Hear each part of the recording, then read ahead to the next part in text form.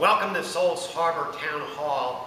We're going to discuss 3 topics tonight, but we're only going to videotape the first topic, which is a general discussion on addiction. And before I read the story of a famous person, what I want to do is, for our younger audience, because I've given this speech several times before, they didn't understand the concept of jaywalking. So let me explain what jaywalking is if you go to downtown Dallas and in the busy city streets, if you walk between the streets, in the middle of the streets, between parked cars, and then go across the street, that is considered jaywalking. They used to give tickets for it. I don't know if they still do that. The reason why it's very dangerous for pedestrians, people driving vehicles, it's very hard to see people between parked cars, and that's why you have crosswalks. So anyway, this story relates to a guy, pretty famous guy, and I see a few guys shaking their heads saying, yeah, they've heard this story before. So let me read you the story to you. This story is about an individual with a passion for jaywalking. He gets a thrill out of skipping in front of fast-moving vehicles. He enjoys himself for a few years in spite of friendly warnings. Up to this point, you label him as a fool, having weird ideas of fun. Luck then deserts him, and he's slightly injured several times in succession. You'd expect him, if he were normal, to cut it out. Presley is hit again, and this time he has a fractured skull. Within a week after leaving the hospital, a fast-moving truck breaks his arm. He tells he's decided to stop jaywalking for good, but in a few weeks, he breaks both of his legs. On through the year, the conduct continues, accompanied by continual promises to be careful or to keep off the street altogether. Finally, he can no longer work. His wife gets a divorce, and he's held up to ridicule. He tries every known means to get this jaywalking idea out of his head. He shuts himself up in a mental institution, hoping to change his ways. But the day he comes out of the crazy house, he races in front of a fire truck and he breaks his back. Such a man would be crazy, wouldn't he? Now you're saying to yourself, what does this have to do with recovery? You know, and because if we did this once, if we tried to cross a street in the middle of the street between parked cars and we almost got hit, we would quit it. It reminds me of when I was 5 years old and I got this crazy idea to get a butter knife and stick it in the electric outlet. And I actually did that and stuck the knife in it. I got zapped, and I knew from then on never to stick that butter knife in it. So you're going, well, why does this guy quit? Well, that jaywalking story is about us. It's about the drunks, it's about the drug addicts, it's about the pill poppers. Because that is our lives. We cannot stop. And we will keep continuing to do it over and over again. It was like one of my friends who died of alcoholism. I visited with a family member about a couple weeks after his funeral. And she said, I don't understand why he just couldn't stop. And that's the way the normal world looks at it. If you're crashing cars and losing jobs and doing all this crazy stuff, the real world, the non-alcoholic world out there and the non-drug addict world says, just stop. But this isn't a light switch which you turn on or off. This is a habit, this is a disease that has been going on for a long, long time. And just like that jaywalker who lost his wife, his job, his physical injury, we as drug addicts and alcoholics and pill poppers have the same consequences. And that's why I like using this illustration. I call it the Great Eraser. Because the further we go down in our addiction, things start disappearing or erasing from our lives. I've categorized this in 3 different areas. Of course, they could happen in different orders, but typically the last is the latter part of the addiction. But you know, our job, because we'll be drunk or too high, and we may miss a few days, right? Then we are making our house payments, right? And then we sell off our stereos, and then we're homeless. We're out in the streets in Dallas. Then, these are the tough ones. This is the relationship stuff. You know, our wives and girlfriends had enough. They're going, you know, you're coming in drunk every night or stoned.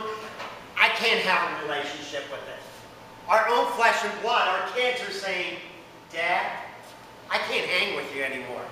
You're being destructive towards me. Moms, dads, brothers, sisters, friends. And now we're alone. We don't have anybody. So we're alone, we're homeless, we're on the streets. And this is where it gets deadly. Because we've lost our self-esteem, lost our self-worth. We have no hope. We're looking at easy way, suicidal way out, and we lose our hope. And that's what the addiction does. And so how did we get that way? Well, there's two major components with our addiction. The first component is the allergy or the physical part of it. When we take that first drink, that first drug, that first pill, it causes us to want more and more and more. We can't stop at one. The normal person will say, I've had enough. But not the addict, not the alcoholic, not the pill popper. We want more and more and more. And we'll keep continuing to have more and more till we black out or something destructive happens.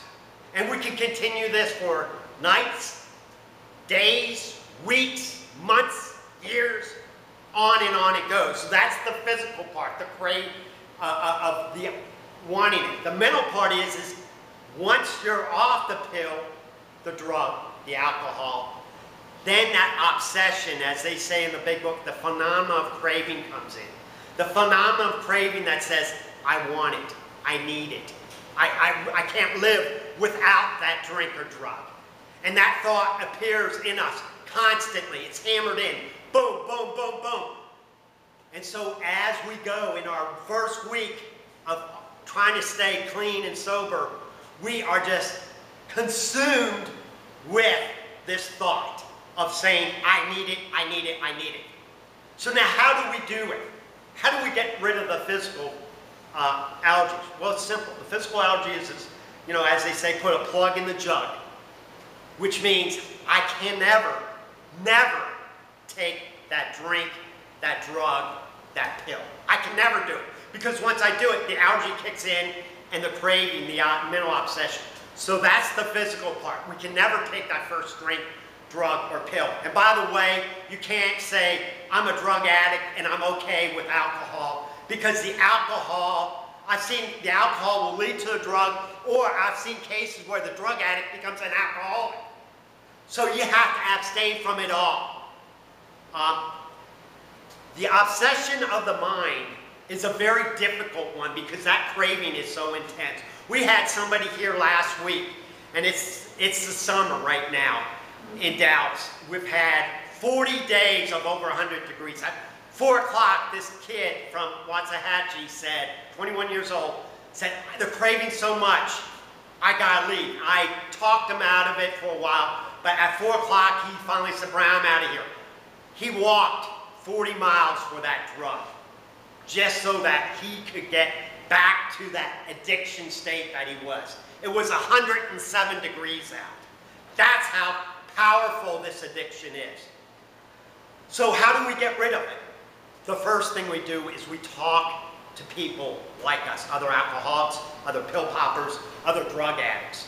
And by that, we go to meetings, whether they're AA or NA. And then what we do is we get a sponsor and we start working the steps. And the most powerful step is the first one, which says we're powerless. We have no power over the alcohol, the drink, or the drug. So we work with the sponsor, we work with the steps, we go to meetings, and the really important part, which is my favorite saying in the big book of the AA on page 85, it says we get a daily reprieve, I'm going to add, of our addiction, whether that's drug, pills, or alcohol, based on the maintenance of our spiritual condition. By that means is I have to already be have a spiritual relationship with my higher power, which I call God. I have to have that. And the way I get that is praying, meditating, and reading scripture. Because once I do that, then that peaceful feeling is inside of me. That peaceful feeling that the drug, the pill, the alcohol gave me, I've substituted that by God's grace. So that's the program. You know, the thing about the obsessional mind I want to mention is this doesn't go away like poof, like Mary Poppins coming down and say, poof, you know, the thing goes away. It is a gradual process. So your first week, you're craving the alcohol or the drugs intensely. Over a month period of sober time, it becomes less. 3 months, you may be thinking about it 3 or 4 times a day. A year, you may be thinking about it once or twice a week. 4 years, like me today, it's a fleeting thought once every 4 or 5 months. It comes in my head and gets the heck out of it. The last point I want to make is just because I am sober for 4 years or I knew this gal for 27 years, I can never, ever go back to the first drink, the drug, or the pill. A case in point is I knew a gal, 27 years of being sober. 27 years. So you figure she has this thing licked. She didn't.